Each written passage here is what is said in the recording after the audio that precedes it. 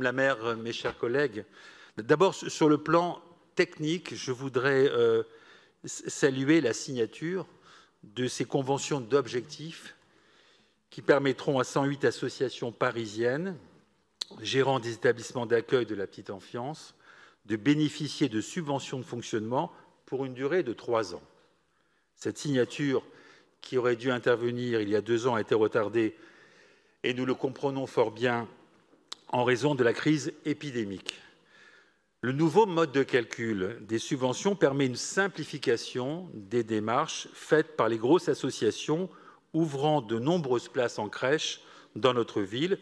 Nous y sommes favorables, car ce changement va aider ces associations, faciliter leur gestion quotidienne et leur permettre de mieux servir les familles parisiennes. Mon intervention est aussi l'occasion de rappeler notre soutien, celui du groupe Changer Paris, aux crèches associatives dites confessionnelles. Je redis une nouvelle fois, et surtout pour certains de nos collègues qui font montre, séance après séance, de manière récurrente et de manière inquiétante, d'un certain acharnement contre ces structures qui accueillent des petits-enfants. Et je voudrais rappeler 2 ou 3 choses qui nous paraissent, à nous, élus parisiens, évidentes. D'abord, le fonctionnement de ces crèches respecte totalement, Monsieur Acquois, les principes de la laïcité et répond point par point aux recommandations édictées par l'Observatoire parisien de laïcité. Lisez les annexes, lisez les documents, lisez les comptes rendus de visite, tout est respecté. Leur fonctionnement est conforme aux critères définis par la charte de la laïcité à laquelle vous êtes autant attachés, nous aussi, et les contrôles qui ont été opérés sont sans appel. Je rappelle que ces crèches sont ouvertes tous les jours, y compris le vendredi après-midi. Elles ont signé et respectent le principe de laïcité présent dans leur convention pluriannuelle d'objectifs. Elles accueillent des enfants domiciliés à Paris.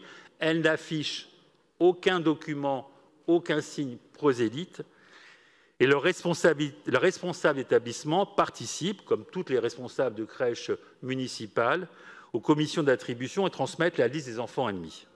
Ces crèches, dois-je le rappeler, remplissent un rôle social que personne ne conteste. Situées dans le nord et le nord-est de Paris, elles accueillent très souvent des familles modestes, très modestes, qui n'ont pas d'autre solution que de faire appel à des structures d'accueil publiques ou associatives pour accueillir le bébé. Cette conformité aux principes fondamentaux de la laïcité et aux règles établies par notre collectivité, cette utilité sociale rendent incompréhensibles les attaques récurrentes que subissent ces crèches, séance après séance, au Conseil de Paris et dans certains conseils d'arrondissement. Mon ami François-Marie Didier en est ici le témoin. Les familles s'en inquiètent et s'en émeuvent. Où voulez-vous en venir? Souhaitez-vous fermer des crèches confessionnelles à Paris qui rendent un service inestimable dans des quartiers défavorisés? Que feront-ils de leurs enfants, de leurs bébés, une fois que vous leur aurez supprimé le financement public et que les responsables d'établissements seront dans l'obligation de fermer? Les parents pourront-ils encore vivre dans notre ville face à des élus qui leur refusent d'élever leur bébé sur leurs convictions?